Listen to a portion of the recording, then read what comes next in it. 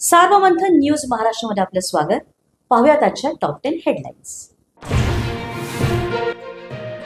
कृषी मंत्री माणिकराव कोकाटे विधिमंडळात मोबाईलवर गेम खेळतानाचा व्हिडिओ रोहित पवारांकडून पोस्ट। रोज 8 शेतकऱ्यांची आत्महत्या तरी कृषी मंत्री रमी खेळण्यात मग्न, रोहित पवारांची टीका।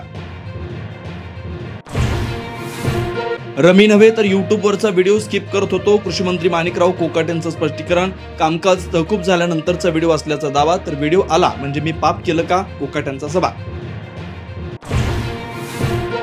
आमदार रोहित पवार यांच्यावर आझाद मैदान पोलीस स्थानकात गुन्हा दाखल। पोलिसांशी गैरवर्तन केल्याप्रकरणी आणि सरकारी कामात अडथळा आणल्याप्रकरणी गुन्ह्याची नोंद।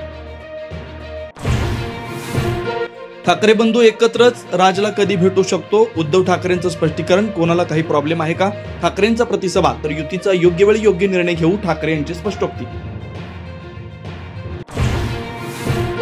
वैर माझ्याशी होतं तर बीडची बदनामी का केली, धनंजय मुंडेंचा सवाल।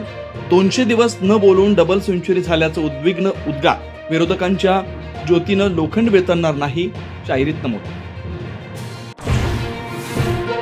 छत्रपती संभाजीनगरमध्ये खंबाट वस्ती पाथरीमध्ये 3 मुलांना अचानक लुळेपणा आणि अशक्तपणा। 3 मुलं जीबीएस संशयित असल्याची डॉक्टरांची माहिती।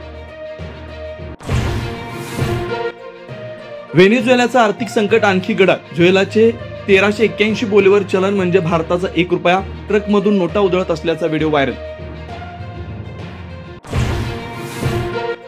सांगलीत बसचा भीषण अपघात, दुचाकीस्वार जखमी, झाड कोसळून वाहतूक ठप्प।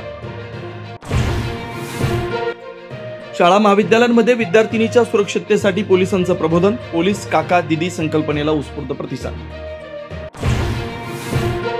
केवळ पत्रकारांच्या मुलामुलींच्या करिअरसाठी स्थापन झालेली देशातील पहिली संस्था प्रतिबिंब प्रतिष्ठान। चंद्रकांत दादा पाटील यांनी दिलेला शब्द पाळला। पत्रकारांच्या मुलामुलींच्या करिअरसाठी सहाय्यास प्रारंभ। सार्वमंथन न्यूज महाराष्ट्राला लाईक करा, शेअर करा, सबस्क्राईब करा।